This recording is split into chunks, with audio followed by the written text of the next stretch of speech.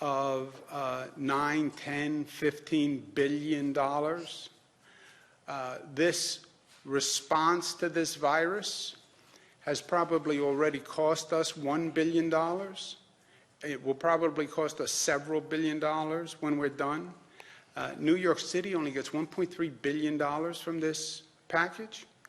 That is a drop in the bucket as to need. I spoke to our House delegation, congressional delegation, this morning. I said to them, this doesn't do it.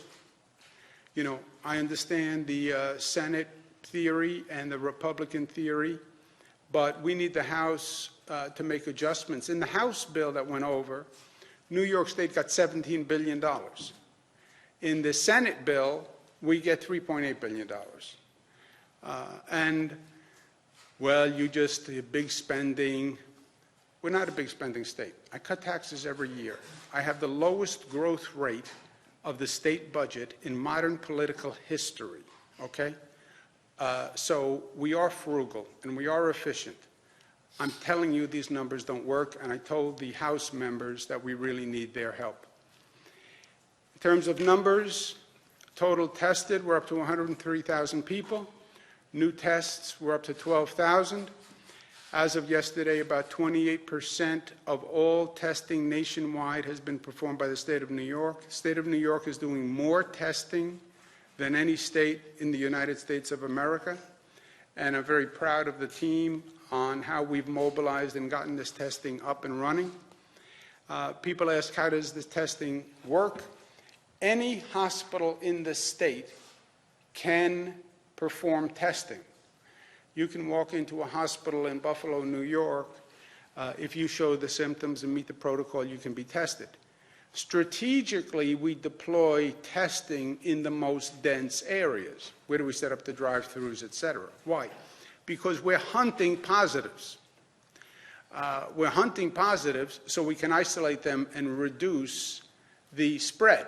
You're more likely to get positives in high positive areas, right? Set up a drive-through in the Bronx versus set up a drive-through in Chautauqua County. You're going to get more positives in the Bronx, and that's what we want. But anyone, anywhere in the state, you have symptoms, you're concerned, you can walk into any hospital. That hospital can get a test performed. Number of positive cases, we're up to 30,000. Number of new cases, 5,000. Again, you see the numbers, 17,000 New York City, 4,000 in Westchester, 3,000 in Nassau County. Relatively, Westchester, we have dramatically slowed what was an exponential increase. So, again, on the good news side, can you slow the rate of infection? Yes. How do you know? Look at what we did in Westchester. That was the hottest cluster in the United States of America. We closed the schools, we closed gatherings, we brought in testing, and we have dramatically slowed the increase. Nassau County is 3,000.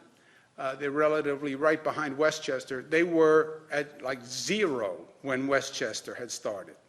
So we can slow it, and we have slowed it. Again, you see it spreading across the state, which we said it would. Current numbers, 30,000 tested, positive. 12% of those who test positive are hospitalized. 3% of the positives are in ICU. Okay? This is deep breath time again. I'm anxious, I'm nervous. What does it mean? 30,000 tested positive. 12% are in the hospital. 3% are in ICU. If you look at those 3%, they're going to be predominantly senior citizens, people with underlying illnesses, people with emphysema, people with a compromised immune system. That's what this effort is all about.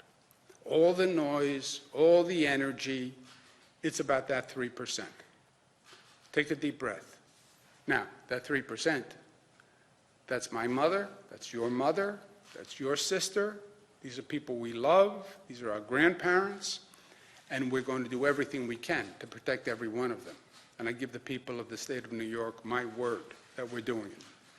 But we're talking about 3% of the people who tested positive, who we're worrying about.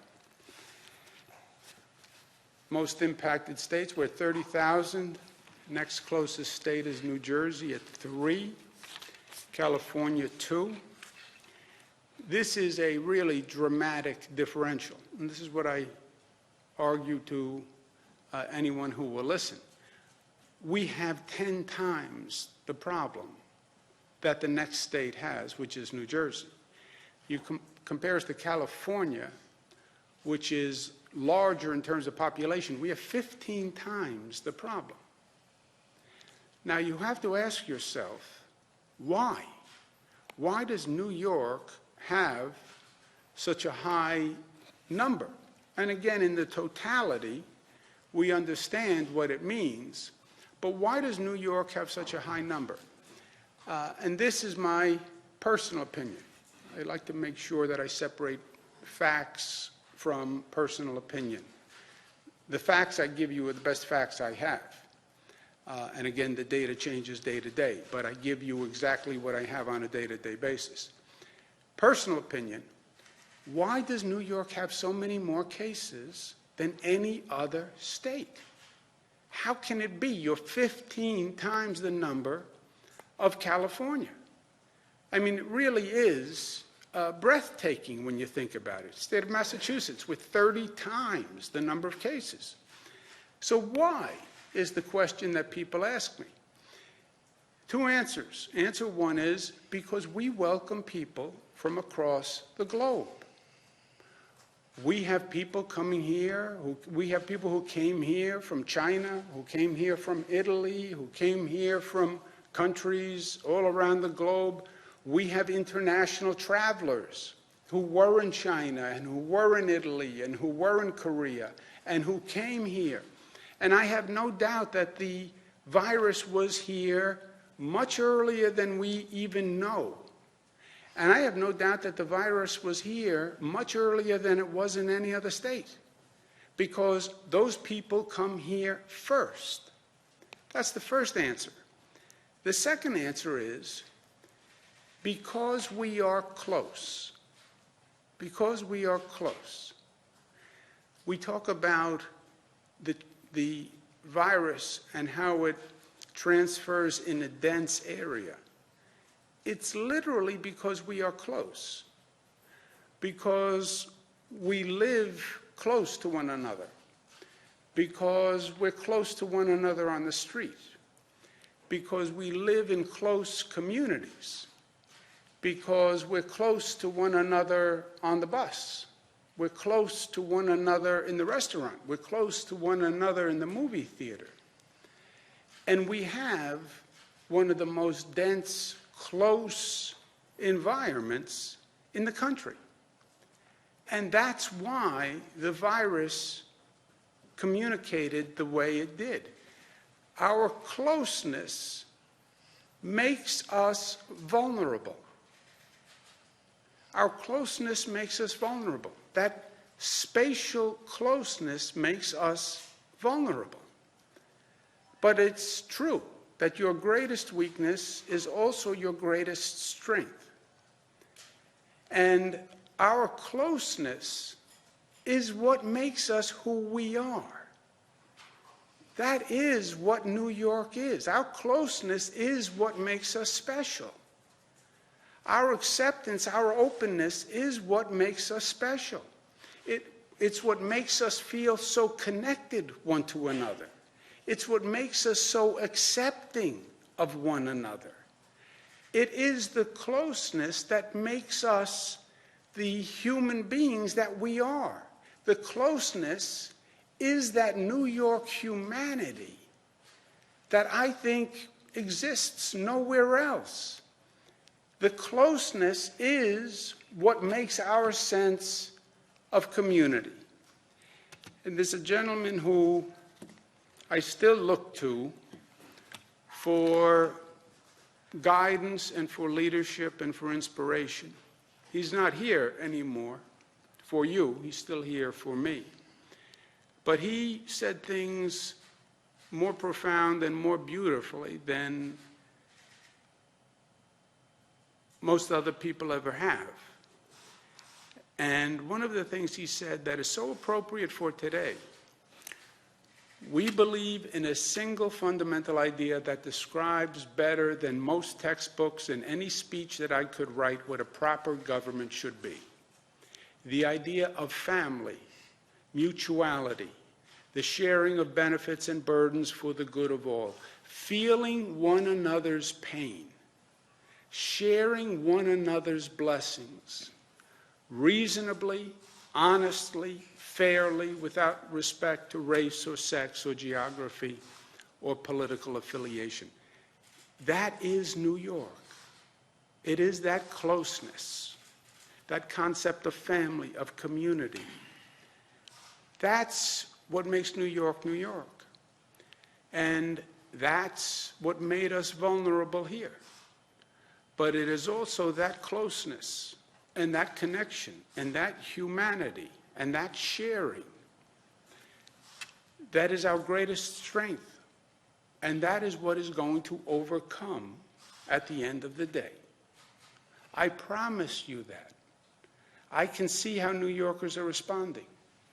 I can see how New Yorkers are treating one another. I see the 6,000 mental health volunteers. I see the 40,000 healthcare workers stepping up. I see the vendors calling me saying, I can help. That's New York. That's New York. And that, my friends, is undefeatable. And I am glad, in some ways, that we're first with this situation, because we will overcome. And we will show the other communities across this country how to do it. We'll be there for them. We want them to be there for us. And we will be there for each other, as we always have been. Any questions? How does the state decide who is a priority when it comes to ventilators? We have no anticipation of having to prioritize ventilator usage. Our goal is to have a ventilator for anyone who needs one. You showed up numbers that showed you're optimistically at 15,000 and you say you're going to need 40,000. So some nitty-gritty questions. Where are those ventilators that have come in from FEMA going? Did you get any commitment from the White House that they're going to send more than the 4,000 that they've committed already? And what is the plan to increase that number the same way you have a plan to increase hospital beds? Yeah, it's a good question, Jimmy. First, the ventilators that are coming in, we're putting in the stockpile. We'll deploy from the stockpile as we need them. Literally deploy on a need basis, right? So if one hospital calls up and says, we're overwhelmed, this is what we need, we'll be in a position to deploy. The increase the beds is within our control, right? There are beds in this state. They're not hospital beds, and you have to figure out how to convert them to hospital beds, and you have to figure out how to get access to them. But we have beds, so that is a logistical, operational challenge. How do you turn a dorm room into a hospital bed, right? How do we build a hospital in Javits Center? The ventilators are different. We don't have them. The federal government does not have them either. No one has a stockpile of these. The federal government has to acquire them the same way we have to acquire them. I'm working with the White House in creative ways to acquire them, getting companies to ramp up, getting companies to retrofit other machines, this rolling deployment methodology, but nobody has them. There is no medical stockpile in Washington that magically can make them appear. There was a report in 2015 where the state suggested, or a task force suggested, maybe New York should increase its stockpile. Any reason that wasn't done? Jimmy, that's not the fact, and you know it. Read the fact checkers on it. There was an advisory commission called Law and the Life Life and the Law that had a chart in 2015 that said if you had the 1918 Spanish flu pandemic, you may need X number of ventilators. There is no state in the United States that bought ventilators for the 1918 Spanish flu pandemic. The federal government did not buy ventilators for the 1918 Spanish flu pandemic. Nobody in the world bought ventilators in preparation for a 1918 Spanish flu pandemic. The number of cases that you're reporting, how many of those have resolved? And are there, in other words, the woman who came back from Iran, is she clear now? And are we still reporting cases even though they have resolved? Yes. Short answer is yes. Do you know, Dr. Zucker, the number of people who've resolved? Does anyone have that here besides the Hopkins number? We have hundreds and hundreds of people who have left the hospital, and those are individuals who have resolved. And there are many other individuals who never even came into the hospital, and we can try to get you an exact number on that. Yep. There's a mechanism for reporting that because the state last night, I think, you changed your criteria.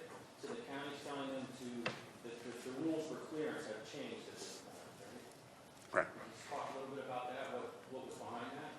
Well, we were following the CDC guidelines and recommendations that after 7 days, if you were positive, and after 7 days of being positive, and as long as you are set more than 72 hours without symptoms, then you can go back to work.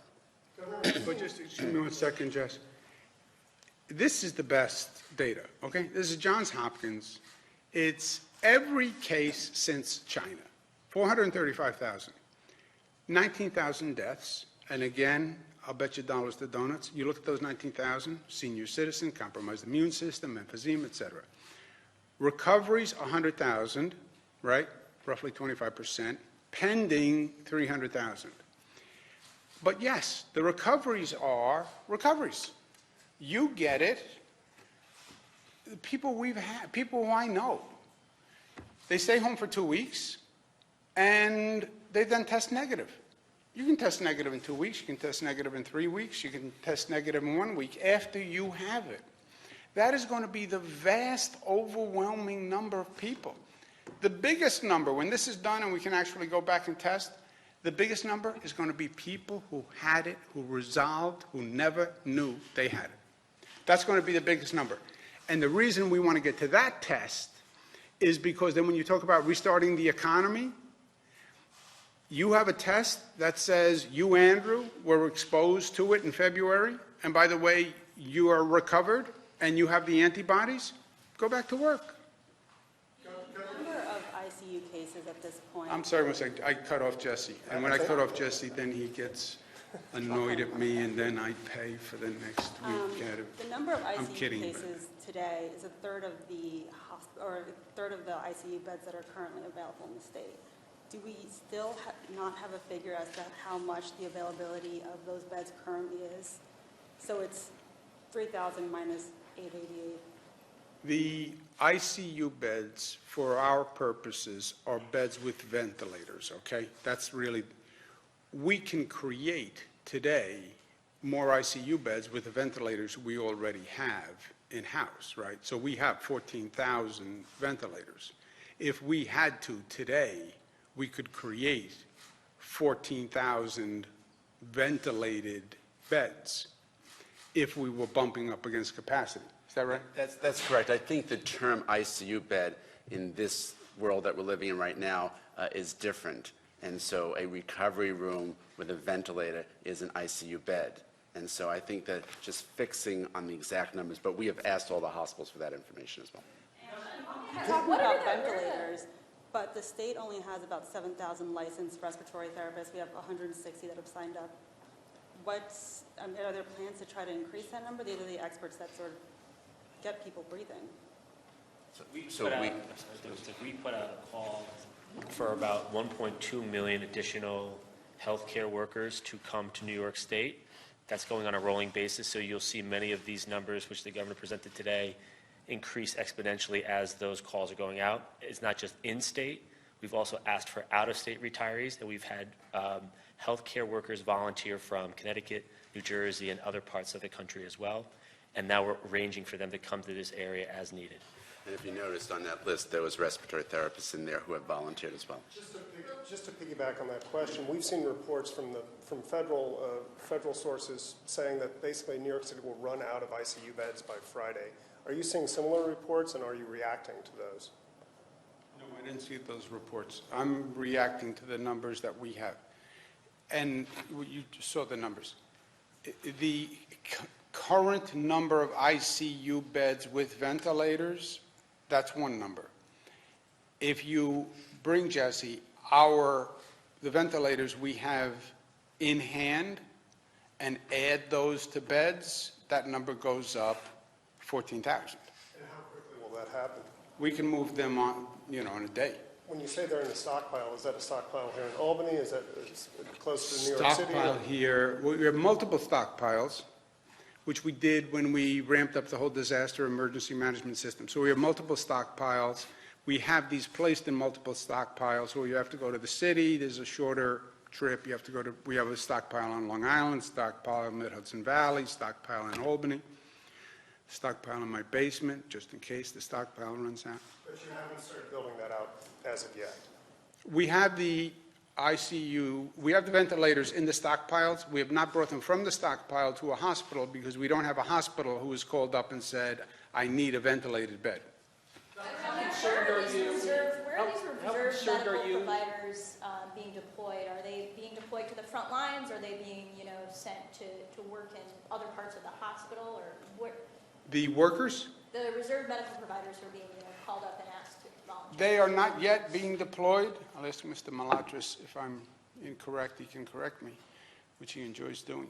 I don't believe they're being deployed yet. They are reserved in case, well, first, they're reserved for two purposes.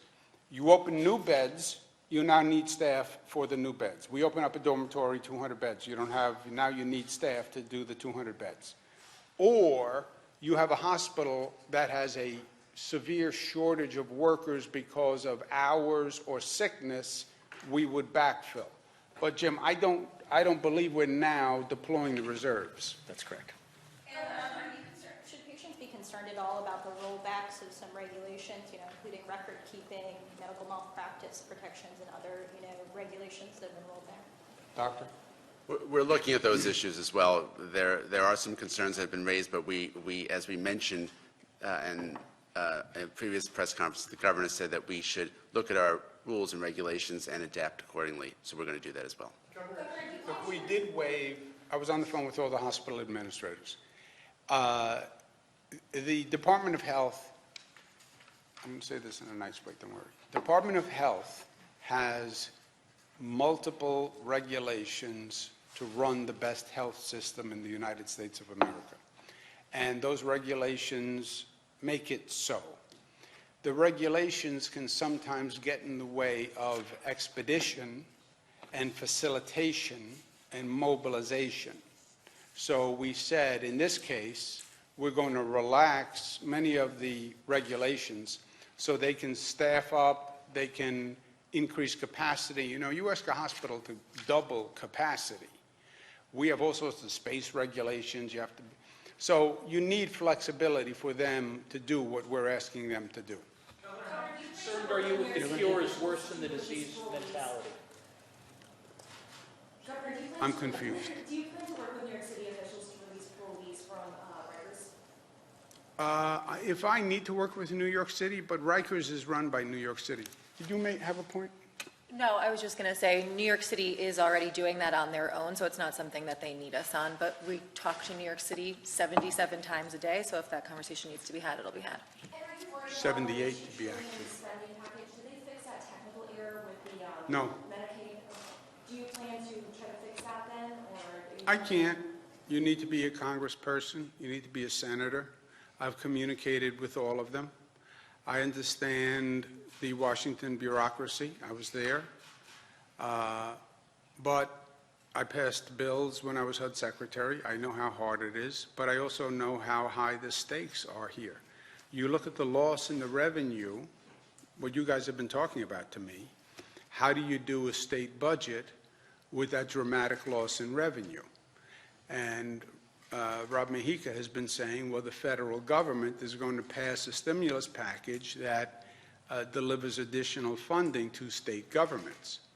Okay, here's the package. It gives us $3.8 billion. The hole is as high as $15 billion.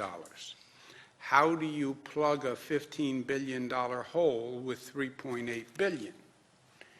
You don't. Thank you, Governor. How do you respond to the mentality out there, the philosophy that the cure is worse than the disease, and the suggestion by the president that he might want to open up the country by Easter? Look, I think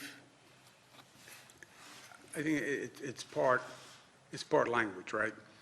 Nobody will say it is sustainable to keep the economy closed. It's not sustainable. We all get that. China got it, South Korea got it, et cetera. That's point one. Point two, everyone agrees, I believe, in this state, we do everything we can to save a life. We are not going to triage and say, well, these were old people, these were vulnerable people, they had to die sometime soon anyway, so let's move on. I don't believe any American believes that. I know New Yorkers don't believe that. And as governor of the state of New York, I can swear to you I would never do that. So then you have two parallel thoughts. You have to get the economy running, and you have to protect every life that you can. I believe there's a more refined strategy than we are now talking about. I don't think it's binary. I don't think you close down the whole economy, which is what we did. I did too. And then open up the whole society to business as usual. We now have learned that there's a risk stratification quotient. Younger people have less risk. People who had the virus and are resolved have less risk. Start that economy by bringing in those recovered people, those younger people who are less at risk, and start moving that machine that way. Start restarting the economy that way, which is also the best public health strategy, right? To the extent you have a young person who's going out to the park, not playing basketball, because they're not allowed to do that, but they're going out, they're talking to friends, et cetera, they're then coming back into the house with an older person, that is not a good public health strategy. So there is a path that refines the public health strategy and starts growing the economy. And I think that's what we have to, work through. If the feds roll back their restrictions, do you? Go ahead.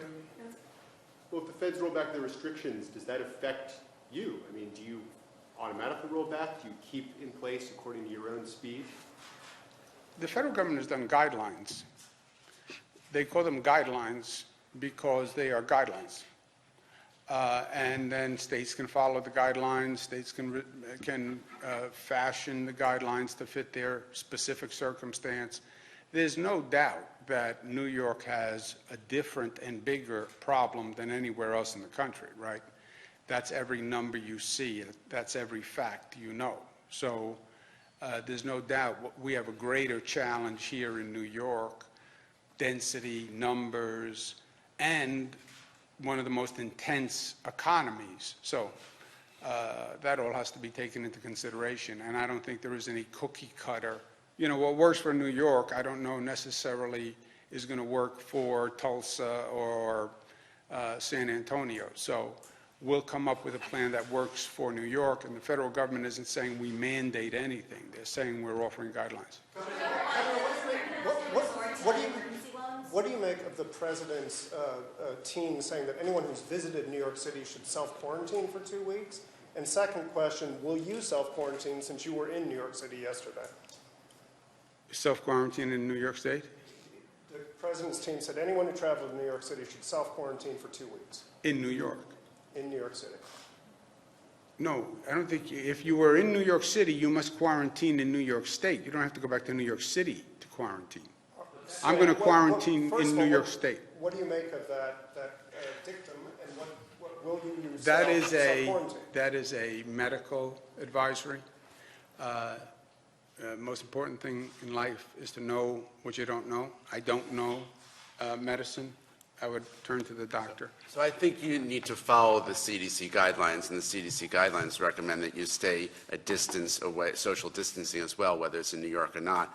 And this is beyond New York, as the governor has mentioned. It's not just in New York that these cases. But the feds are saying that if you've been to New York City, you should quarantine for 2 weeks, right?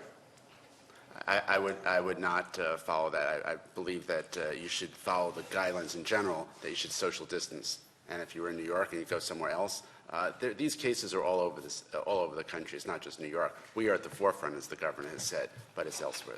Last question, because you're so polite and you wait and you, To write the budget, is New York going to have to resort to emergency loans? If so, what would that look like? And, you know, when it comes to like short-term authority or? if we don't get more funding from the feds, I don't know how we write the budget. And that's why this Senate bill is so troublesome. I know the politics of play nice and don't put any pressure on any other elected official. Otherwise, they'll say you have sharp elbows and you don't play nice in the sandbox. This is not a time to play nice in the sandbox. I represent the people of the state of New York. I get paid to represent them. I'm an attorney. I'm an advocate. I'm a New Yorker born and bred. I'm New York tough. If you are hurting the people of the state, I'm going to do everything I can do to defend them. And I'm going to fight for the people of New York to the best of my ability. And we need more federal help than this bill gives us. The House bill would have given us $17 billion. The Senate bill gives us $3 billion. I mean, that's a dramatic difference. I'm going to go to work. Thank you very much, guys. Not that this wasn't work. It's like a pleasure, though. Pleasure.